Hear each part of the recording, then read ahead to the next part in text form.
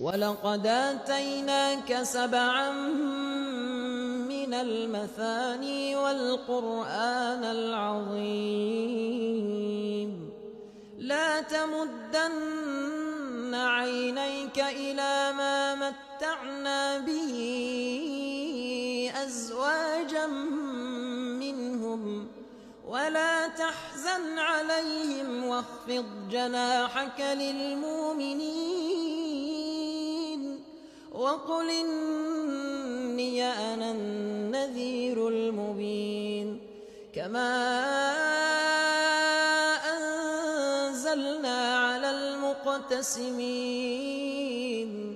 الذين جعلوا القرآن عضين فوربك لنسألنهم أجمعين